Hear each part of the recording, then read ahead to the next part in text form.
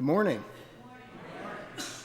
Welcome to the First Religious Society, Unitarian Universalists in Newburyport, Massachusetts.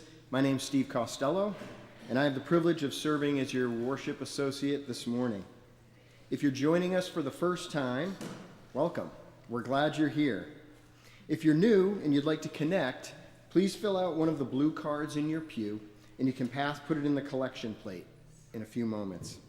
We come together at FRS in person and online, committed to love, peace, and justice. Our mission and our invitation to all of you is to come as you are, journey together in love, act with courage, transform our world. If you're worshiping online and would like access to this morning's order of service, please click on the link just below the live stream. If you would like a large print order of service or hymnal, please ask an usher and they'd be happy to help you out. Please take a moment to review in your order of service for all the activities happening this week. In particular, I'd like to highlight that this coming week is Newburyport Pride, and there are lots of exciting things happening. On Friday night, we'll have a potluck and conversation about safety at protests and how to keep each other safe with the Reverend Shayna Apple. Then we'll be marching in the parade on Saturday, and all are welcome to join us.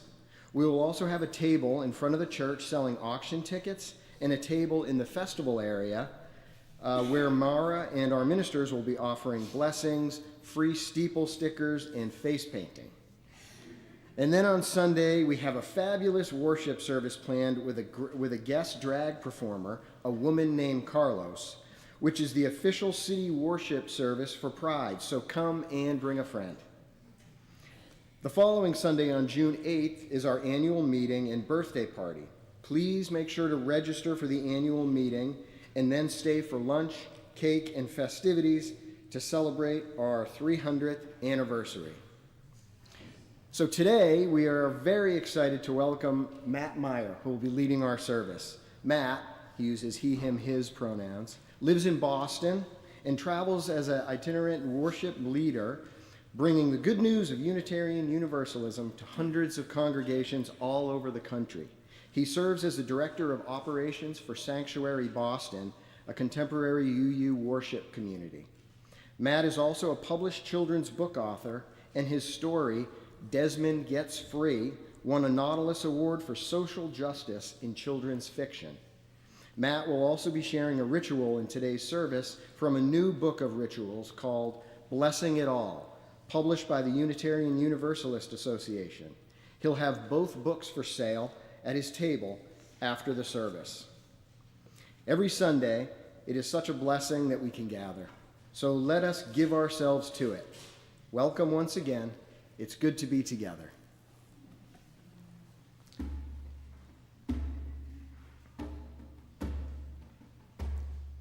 Our opening words this morning are Lay It Down by Reverend Joan Javier Duval. Here is where you can lay it down. Lay down all that you have carried, the weight of the world that has rounded your back, leaving you aching and exhausted. Here is where healing begins, where burdens are set down, and alongside one another's, their magnitude does not seem as great. Here is where the door is thrown open, and the light can lift away the shadows, and what was hidden can now be seen. Here is where you can rest, where nothing is expected, but that you bring all of who you are into the presence of the holy and of this loving community. Our opening song this morning is All Call and Response, so I invite you to repeat each line right after me. There's just a little bit of overlap between the call and the response, so gather your courage. And for all of our singing this morning, and there will be a lot of it, I invite you to sing and show up in whatever way your body and your spirit needs.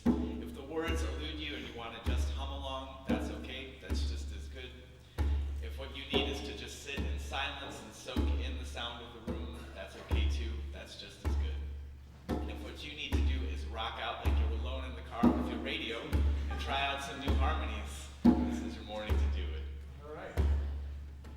Repeat after me. Here we go. Lay me low, lay me low, so love can find, so love can find me. Lay me low, so love can hold, so love can hold me. Lay me low, so love can bless, so love can bless me. Lay me low, oh lay me low, lay me low. All right, I think you got it. I'm going to invite you to rise in body or spirit and sing out as if you know it well. Here we go. Lay me low, so love can find, so love can find me. Lay me low, so love can hold, so love can hold me. Lay me low, so love can bless, so love can bless me. Lay me low, oh lay me low.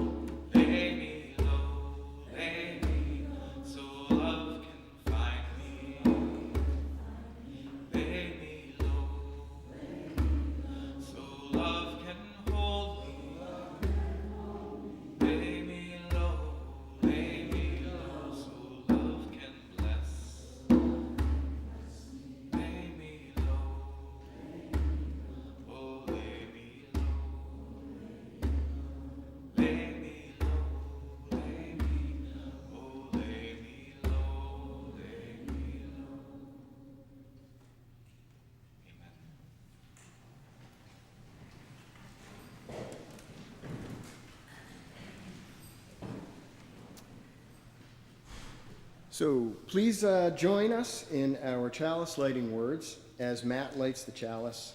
The words can be found in your order of service. We gather this hour as people of faith with joys and sorrows, gifts and needs. We light this beacon of hope, sign of our quest for truth and meaning in celebration of the life we share together.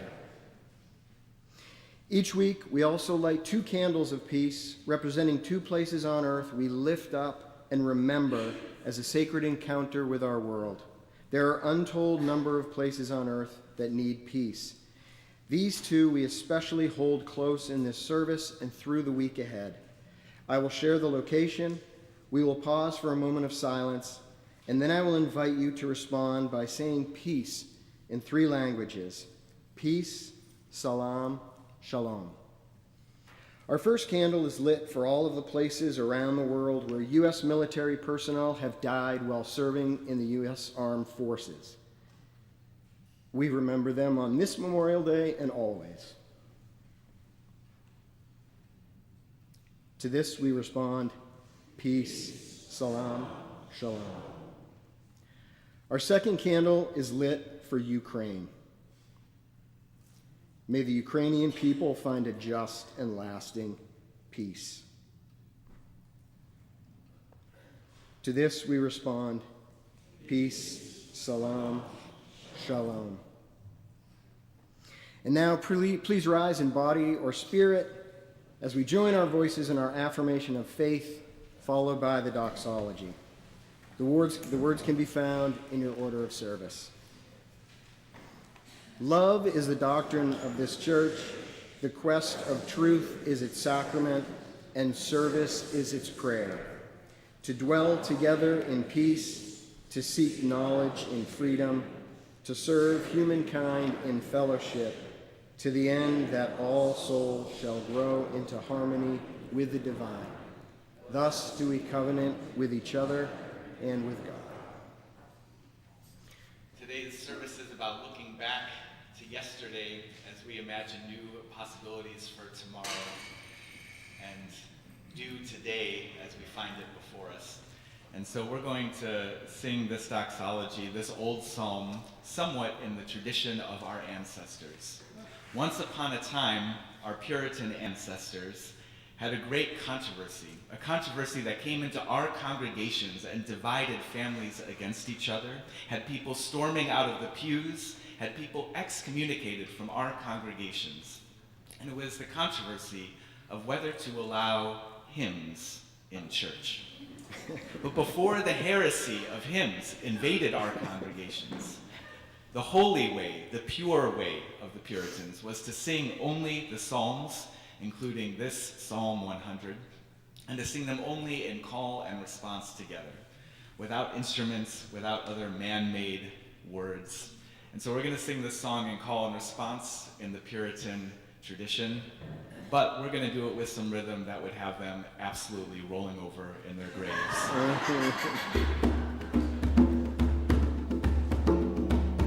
I'll invite you to repeat each line after me. From all that dwell below the sky, from all that dwell below the sky, let faith and hope and love arise. Let faith and hope and love arise. Let beauty, truth, and good be sung. Let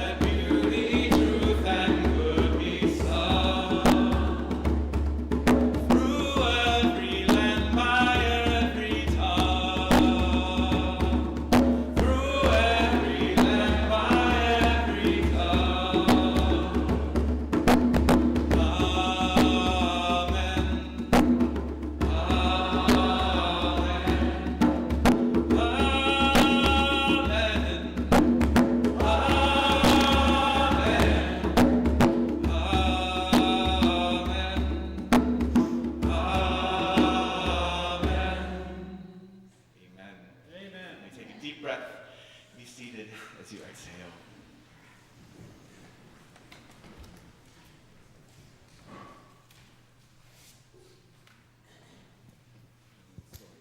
Sure.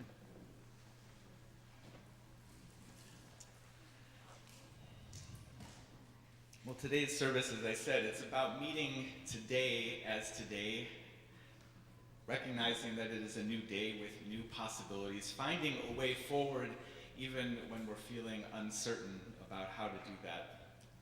And so I have just the story for you. Jamie lived with their grandpa in a place called Garden Village. It was a village nestled between the mountains and the river. As was tradition in this village, every year the people would celebrate their birthdays with gifts of fruit and vegetables and flowers. And because these treasures, these birthday gifts, came from the orchards and the gardens of the villagers, the birthdays of the children, like Jamie, and, well, the adults for that matter, they were defined by the seasons. Every birthday celebration was also a celebration of what was blooming and blossoming and fruiting in that particular time of year. Now, the people of Garden Village spent a lot of time in their gardens. Sometimes they would work all day long, and sometimes they would just sit or even lie down among the plants, watching and listening to stillness. The villagers found that their gardens were sometimes a reason to rest, and sometimes a reason to work hard, all in conversation with the winds and the rains and the sunshine and the seasons around them. On Jamie's 18th birthday, they received the most abundant gift of any birthday before that. There were fruits and vegetables piled up high as could be, and Jamie was a child of the late fall, and so they spent the day stuffing themselves with pecan acorn squash and apple caramel risotto and walnut green bean cakes. The whole village joined in this special celebration. They danced late into the evening, sharing food and festivities. Just 1 week later, though, when the celebrations were beginning to fade from memory, Jamie's grandpa sat down with them and shared some sad news. He told Jamie that he had been sick and he wasn't going to be getting better. Over the coming months, they spent a lot of time together as Jamie's grandpa grew more tired and moved slower until eventually they shared goodbyes. Grandpa Orion died peacefully one morning as the sun was rising. Jamie felt so alone. In fact, Jamie felt a lot of things. They sat in their favorite chair, but sitting still started to feel uncomfortable. Their heart ached too much to just sit there. Their body needed to move. So they went for a walk into the woods, but soon they didn't want to be moving either. Their heart ached too much for walking. Their body was too tired for it. So they went back home and just laid on the floor, staring at the ceiling. And Jamie was still lying there on the floor when they heard a knock at the door. Jamie answered to find a neighbor with a basket. "It's not my birthday," they said. "No, it's not," said this neighbor. "Every year on your birthday, Jamie, you have been fed by this village. From our gardens and from our trees, we've given you food and beauty as you have blessed us with your life and your presence in this community. Today, instead of food and flowers, we give you seeds. When my grandmother, who raised me, passed away, an older neighbor gave me the seeds for the winter squash that I have grown every year since then. And so today, I have brought you the seeds from those same plants." Shortly after this neighbor left, there was another knock at the door. A neighbor saying that when my sister had passed away, an older villager gave me the seeds for the apple trees that are now in my backyard, weighed down with fruit. I have brought you a sapling from those trees. The next day, 4 more neighbors came to the door with seeds and saplings and baby seedlings. They brought the seeds from tomatoes and lilacs, from baby potatoes. These are the seeds from last year's tomatoes, which I grew from the seeds I received when my aunt passed away. Tending these plants helped heal my heart. Each neighbor had a story to tell and a gift to give. They told Jamie that each of us, when our hearts ached too much to stay still, well, we worked in our gardens, plowing the earth and planting seeds and pulling up weeds. And each of us, when our hearts ached too much to do anything at all, we sat quietly among our trees and our plants, and we listened and watched as they grew. Jamie, one neighbor, shared, "This village is full of orchards and gardens. It is full of food and fruit and beauty and life, because our people have not only celebrated the anniversaries of each birth here, but when each of us have had to do the impossible, to go on without someone we loved. We each received a source of new life from others that had done the impossible before us. Each of us have learned how to heal from others in our village that have healed before us." And so Jamie planted their first garden that year. They grew squash and apples and garlic and lilacs. And whenever Jamie tended their garden, they thought of their grandpa Orion, and sometimes they would cry, and sometimes they would smile, and their vegetables and their fruit and their flowers fed the neighbors on one birthday after another. Blessed be.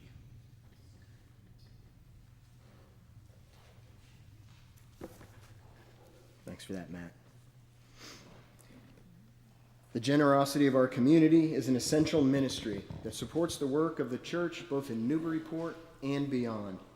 Each week, 50% of the Sunday offering not designated as a pledge goes to a local community partner engaged in important efforts to transform our region. Our community partner this month is Emmaus Inc. Each year, Emmaus Inc. serves more than 2,000 homeless women, men, and children from the Merrimack Valley and North Shore. On any given night, roughly 300 people call Emmaus home. More than 80,000 meals are served yearly to shelter residents, and many housing and program participants receive emergency food from Emmaus's food pantry. 91 cents of every dollar raised goes directly to Emmaus programs. To give online, please use the link in your order of service or below the live stream. You can also make a contribution by text, and of course, you can always mail a check to the church as well. Thank you. The offering will now be gratefully received.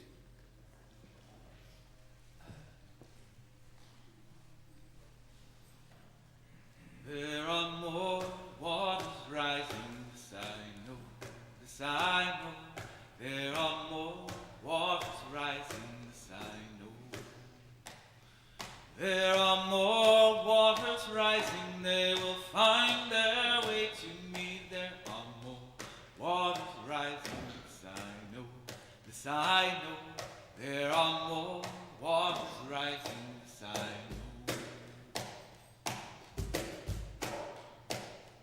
There are more fires burning, this I know, this I know. There are more fires burning, this I know. There are more fires burning, they will find their way to me. There are more fires burning, this I know, this I know. There are more fires burning, this I know. There are more mountains falling, this I know, this I know. There are more mountains falling, this I know. There are more mountains falling, they will find their way to me. There are more mountains falling, this I know, this I know.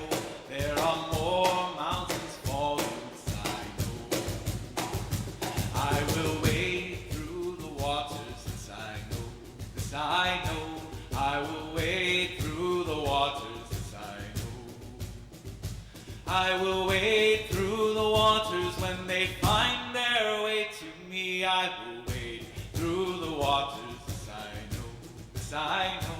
I will wade through the waters, yes I know. I will walk through the fires, yes I know, yes I know. I will walk through the fires, yes I know. I will walk through the fires when they find their way to me. I will walk through the fires, yes I know, yes I know. I will walk through the fires, yes I know. I will rebuild the mountains, yes I know, yes I know. I will rebuild the mountains, yes I know. I will rebuild the mountains when they find their way to me. I will rebuild the mountains, yes I know, yes I know. I will rebuild the mountains, yes I know. There are more waters rising, this I know, this I know. There are more waters rising, this I know. There are more waters rising, they will find their way to me. There are more waters rising, this I know, this I know. There are more waters rising, this I know.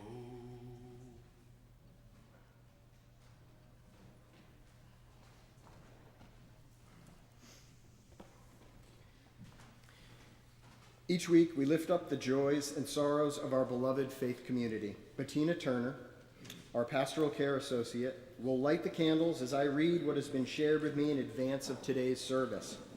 If you'd like to share a joy or sorrow to be read in the service, you can always send an email to betweenus@frsuu.org or write in the book that's located in the vestibule. We light a candle of care and love as we hold the memory of Ted Bailey in our thoughts and prayers. Ted passed away last Sunday, May 18th. Ted was a longtime member of FRS and will be remembered for his optimism, wit, stories, and kind presence. We extend our sympathies to his family. Service details are not yet available.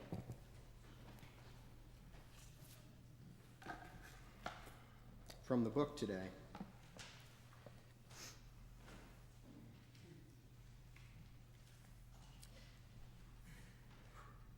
It is with great sadness that I announce the passing of a dear and faithful FRS member, Roberta Coffey.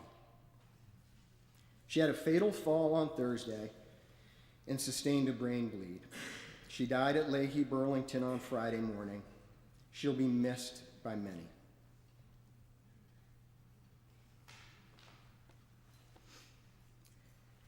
We light one final candle for the joys and sorrows, hopes and dreams that, although unspoken, are held in just as much love and care.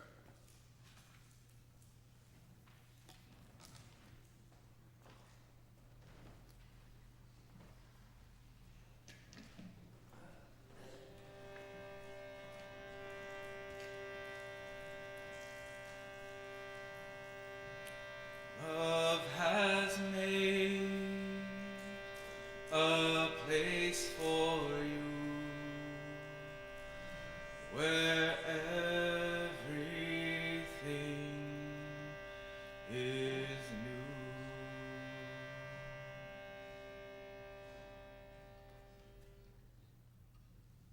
This book of rituals was the inspiration, the seed of this worship service. And I love that it has rituals for the major transitions of life, for birth and death, for marriage and divorce. But I love that it also has rituals for the small moments. And so as our prayer this morning, I invite you into this ritual for entering and exiting shared silence together. We'll sing this song together 3 times, loudly, and then quietly, and then humming it as we enter into silence. And as we exit, we will hum it and then sing it quietly and then loudly together. I invite you to take a deep breath, to be present in this place where for now at least there is nowhere else you need to be. To breathe deeply and be present in this moment where for now at least there is nothing else that needs to be done. As we invite the Spirit to join us in silence.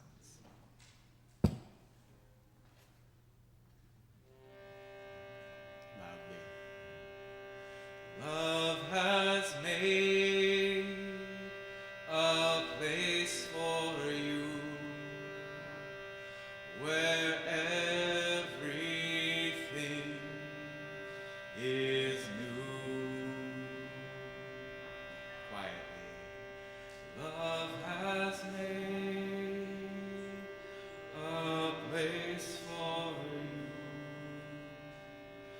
where is new.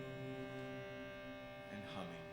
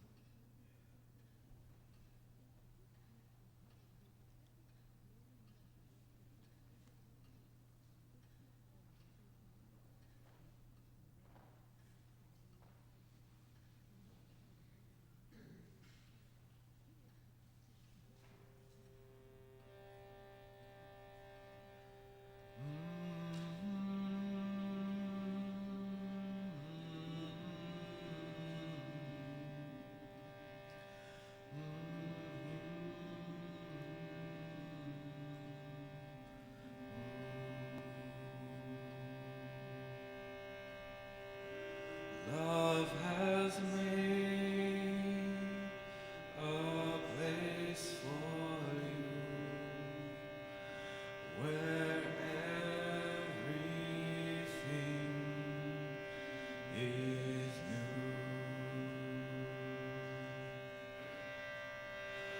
Love has made a place for you where everything is new.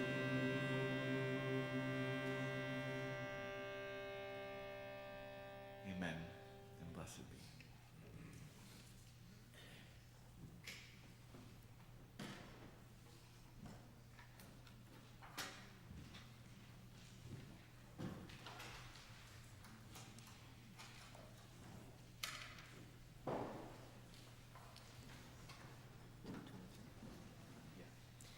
Please rise in body or spirit and join us in singing hymn number 1023 in the Teal Hymnal, Building Bridges.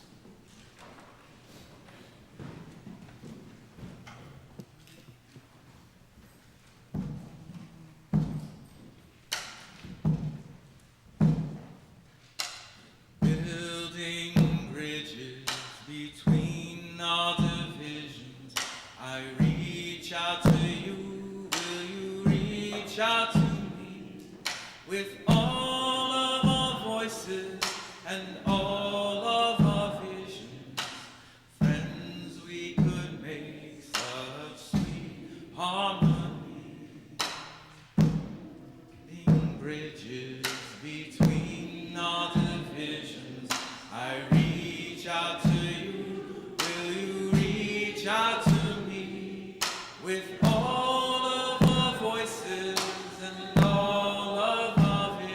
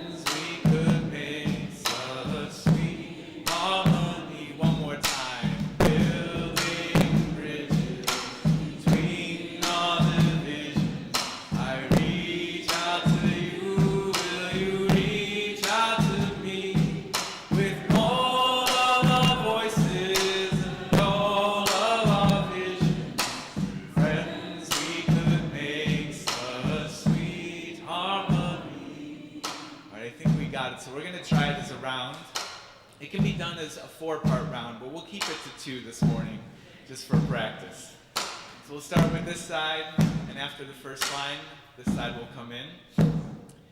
Although if you're feeling inspired or if you get lost, go ahead and add in parts 3 or 4. And if you do it on accident, just smile, and maybe we'll think it was on purpose. Here we go. Let's try it all together once through, and then we'll go into rounds. Building bridges between our divisions. I reach out to you, will you reach out to me? With all of our voices and all of our visions, friends, we could make such sweet harmony. Here we go. Building bridges between our divisions. Building bridges between our divisions. With all of our voices and all of our visions. With all of our voices and all of our visions.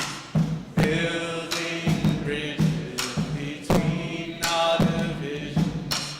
Building bridges between our divisions. With all of our voices and all of our visions. With all of our voices and all of our visions.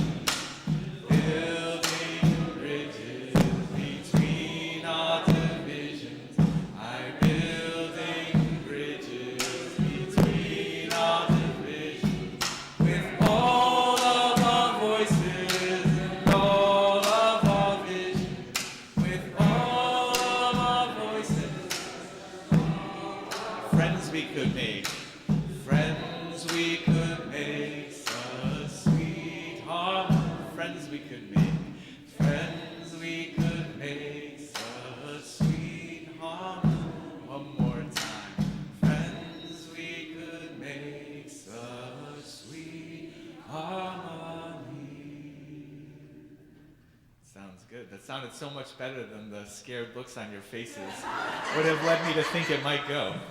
Let's take a deep breath, and you may be seated as you set the song down gently.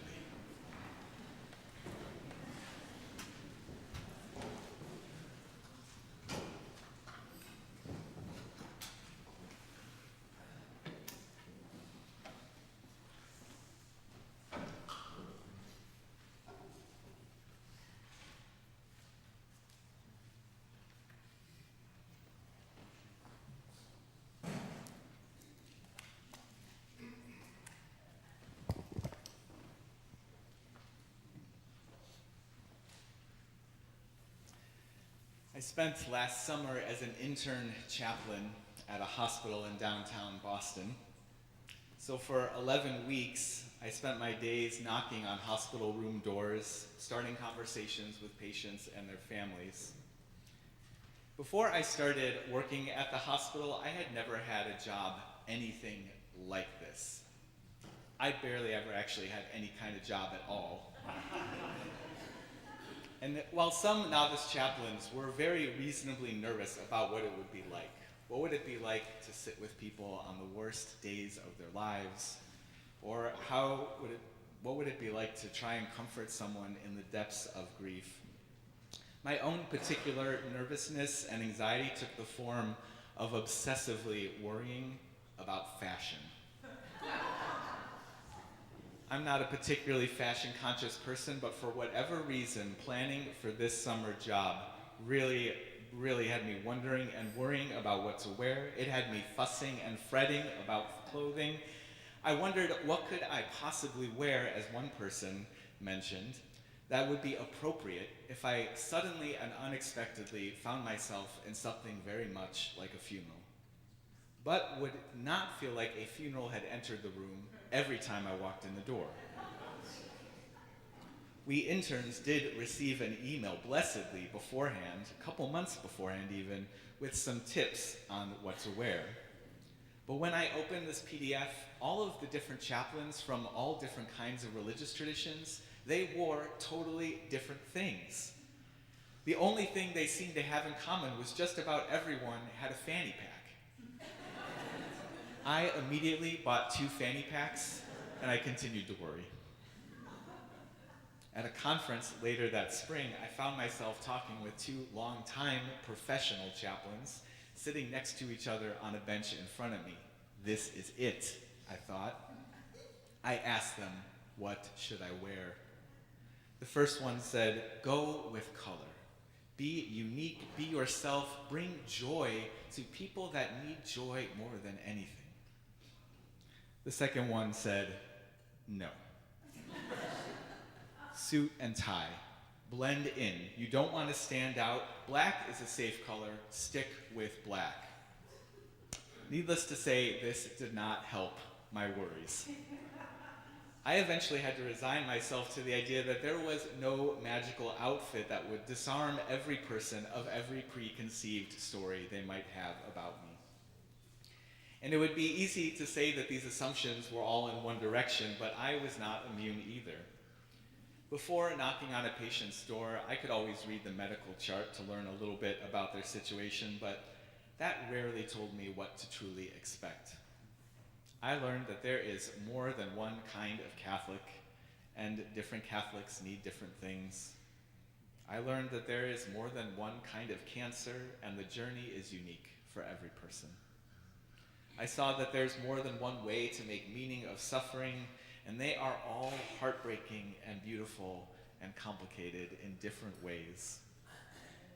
Over and over again, as I would begin to create a picture of what to expect, the patient or the family member I would meet on the other side of that door would serve as a reminder that my imagined stories meant nothing.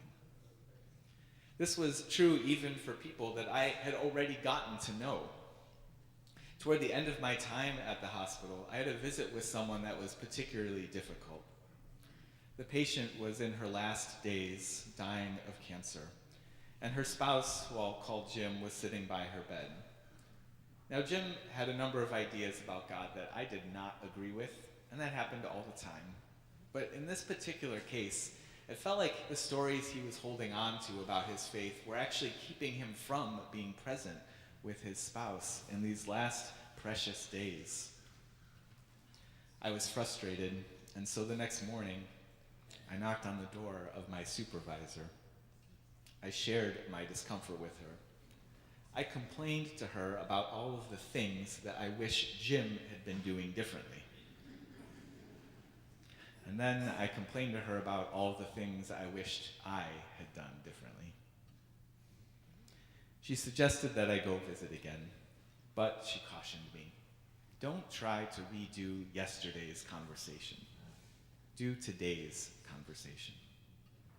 If his spouse's illness is continuing to progress, she might be in a different place today, and he might be in a different place as well. So go back, she said, but go back with curiosity for today, not expectations from yesterday. If you have ever tried to repeat an old script, even when the situation called for something new, you know the wisdom as well as the challenge of this advice. The next day, though, things were different. At first, Jim seemed to want to have the same conversation we'd had the day before all over again, but I tried to stay open and curious and ask questions, and eventually things began to shift a bit. Eventually, we spoke more about how he wanted to be present with his partner, and he held her hand and played music for her, and they shared tender goodbyes. And things between him and I felt differently as well. The day was new, and so were we. Love had made a place where we were new. Showing up with curiosity, leaving your stories about someone at the door, is an idea that some chaplains call the intimate stranger. It means that the less you assume about a person, the more you can be present with who they really are in front of you. And so, dear ones, I invite you into this practice of holy curiosity. I invite you into this practice of the intimate stranger that allows us to meet the real person where they are really at. I invite you into holy curiosity for the stranger. Now, it might be that some of you did not spend your summer last year walking up to perfect strangers and asking them about their deepest fears and hopes. If that's the case, maybe this feels like a lesson for an irrelevant few. But being an intimate stranger, I think, is maybe easiest when it's with an actual stranger. In my experience, the more I think I know a person, the harder this gets. This was driven home for me in a literal sense when I went on vacation the week after my internship ended. I was so looking forward to getting relaxing time with my family after 3 months of difficult conversations and difficult situations. But just a few days into this family vacation, I remember turning to my partner and saying, How is it that I spent all summer learning to be a non-anxious presence, learning to be grounded in the most difficult situations, but then I have one conversation with my mother about where to go to dinner, and I lose my GD mind? Honey, she's laughed. It's maybe because it's your mother. I've noticed similarly that when I get most frustrated with my housemates or the closest friends in my life, I start using what we call absolutist language. I start to have imaginary conversations with them that begin with words like, you always, or why don't you ever? I'm sure none of you do this, but for me at least, it's a problem because these words are not the sound of holy curiosity. These are the sounds of unholy anti-curiosity. These aren't words that ever describe a person. They are words that describe a story I tell myself about a person. So I learned how to bring a bit of that holy curiosity to the hospital room, but believe me when I tell you I am still learning how to bring it to the people I love the most. My second invitation to you is to show up as the intimate stranger for the people you know well. Go back to your partner or colleague or family, and instead of trying to redo yesterday's conversation or last year or last decade's conversation, do today's. Before you knock on their door or pick up the phone, invite your own holy curiosity. I wonder how this person is showing up today. And my third invitation, dear ones, is that you do this for yourself. Perhaps the hardest of all is to bring this curiosity to the person I am very closest to. The person I am stuck with, God help me, 24/7. The person who I have more stories about than anybody. Just because I was focused all day yesterday and I got every item on the to-do list checked off, that doesn't mean that's the standard I need to hold myself to today. Or just because yesterday may have been a cluster intercourse of mistakes and miscommunications, that doesn't mean I can't be a new person and show up differently today.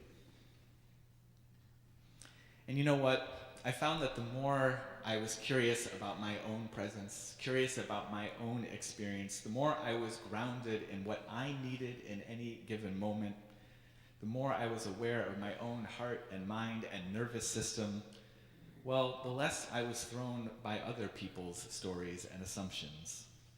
Grounding in my own experience turned out to be a better tool than any outfit.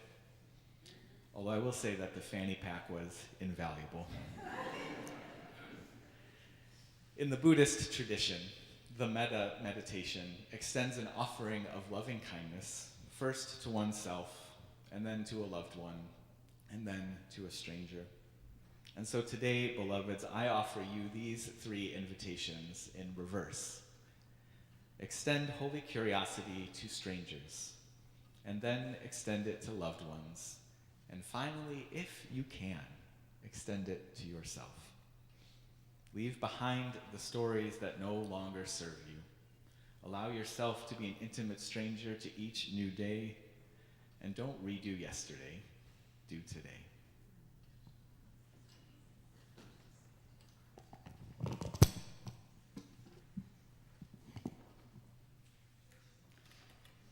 We're going going to invite you to embody that letting go of yesterday's conversation, letting go of yesterday's story, as we participate together in a ritual of letting go. So much of our life, so much of our goals and ambitions are about adding things, adding items to our to-do list, adding meetings to our calendar, so often even adding more commitments or goals for rest and relaxation. Love is infinite, but time is not, dear ones. And so I invite you to think of something now you would like to let go of.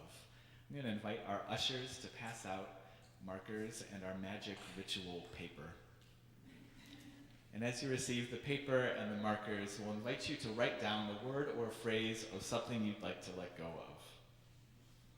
It could be a goal taking up space in your life that no longer serves you. It could be a recurring meeting taking up space in your calendar.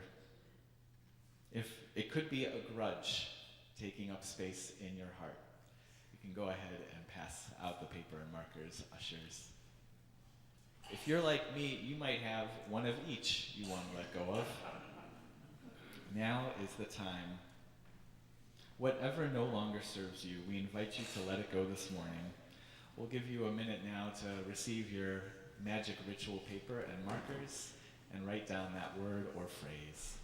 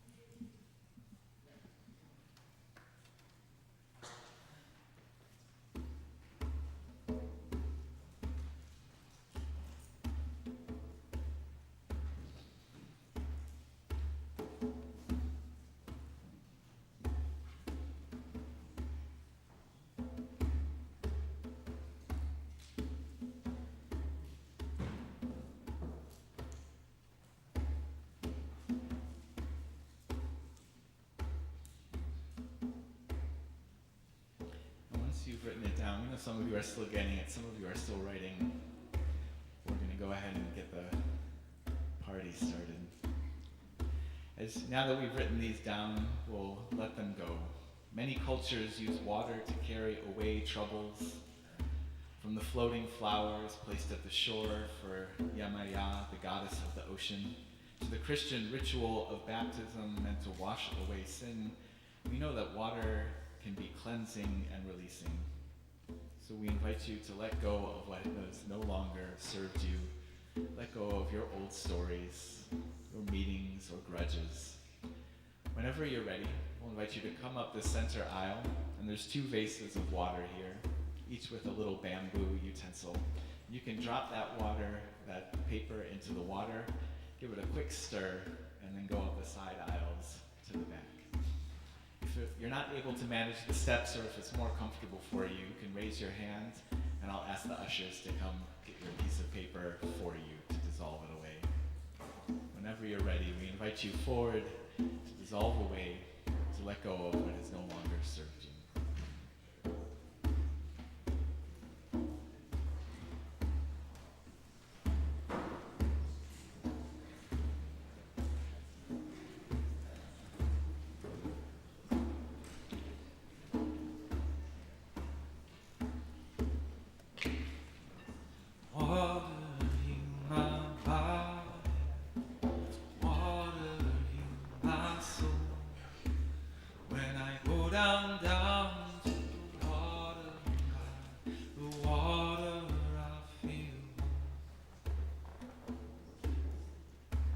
One last step. I invite you to say, as you dissolve your paper away, I release my attachment to this. I release my attachment.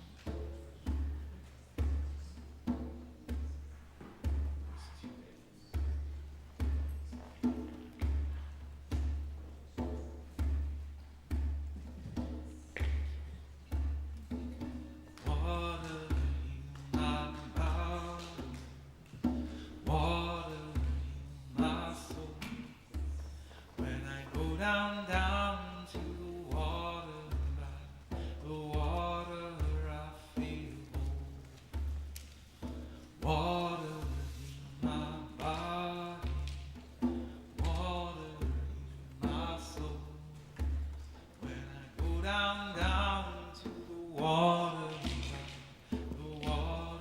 I feel whole.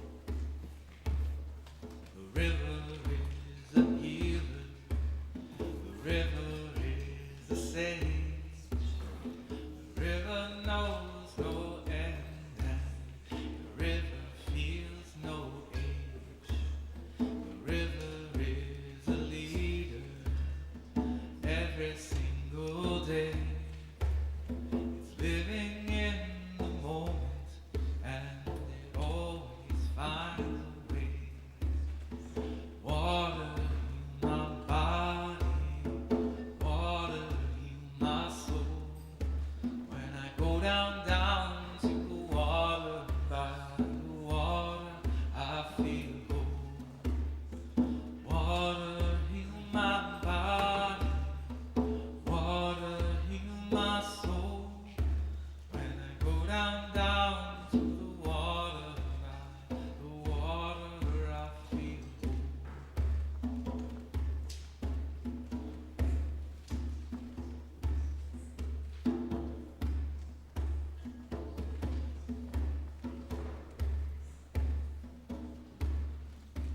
The river calls me over, it's calling out my name. In the day and in the night, I feel that river all the same. It's calling me over, it's calling out my name.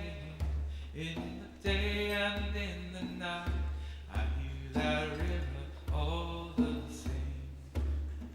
Water heal my body, water heal my soul.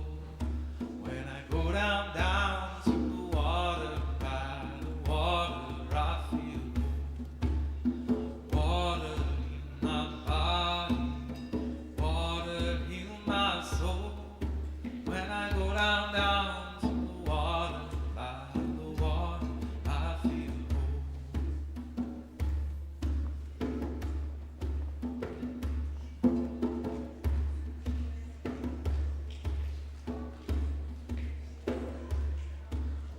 The river is a traveler, always on the go. The river never worries if it's fast or if it's slow. River, take me to where I need to go. Oh, I will just relax and let that river flow. Water heal my body, water heal my soul. When I go down, down to the water, by the water, I feel whole. Water heal my body, water heal my soul. When I go down, down to the water, by the water,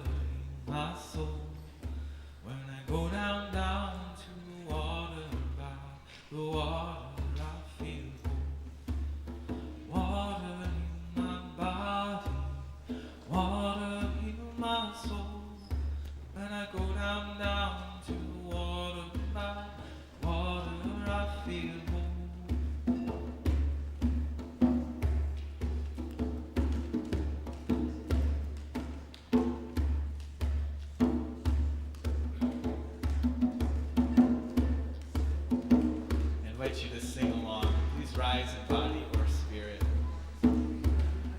Water heal my body, water heal my soul. When I go down to the water, by the water I feel whole. Water heal my body, water heal my soul. When I go down to the water, by the water I feel whole again. Water heal my body, water heal my soul. When I go down to the water, by the water I feel whole. Let's add a little more rhythm like this. 1, 2, and 1, and 2, and 1. Water heal my body, water heal my soul.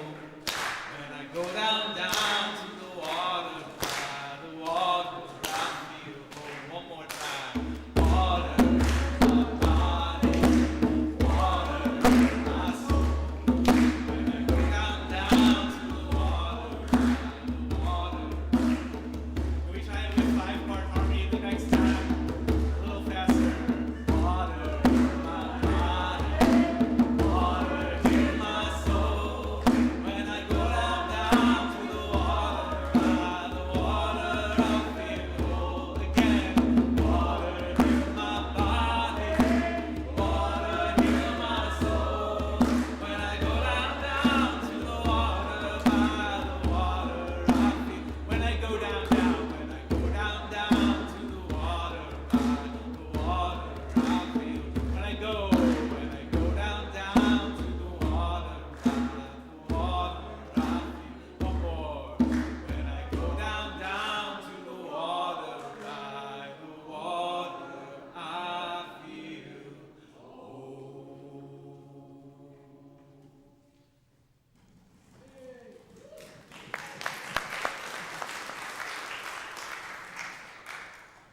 Please remain standing. Sorry about that. And join in saying our unison benediction as Matt extinguishes the chalice. The words can be found in your order of service. May the love which overcomes all differences, which heals all wounds, which puts to flight all fears, which reconciles all who are separated, be in us and among us, now and always. Beloveds, I invite you to go forward with holy curiosity for the stranger, for those you love, and if you can, for yourself. Don't redo yesterday's conversation. Do today's. Show up where love has made a place for you, where everything is new. Go in love, go in peace, and go and be blessed as you are each a blessing to others. Amen.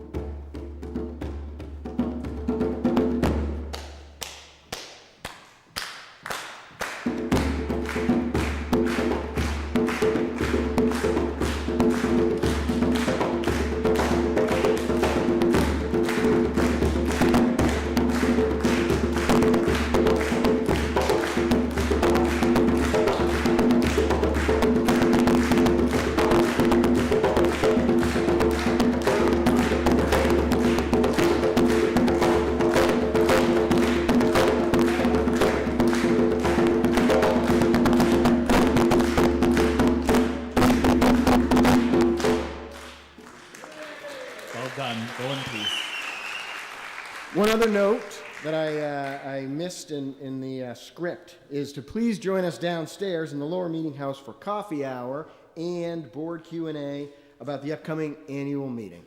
Thanks, everyone.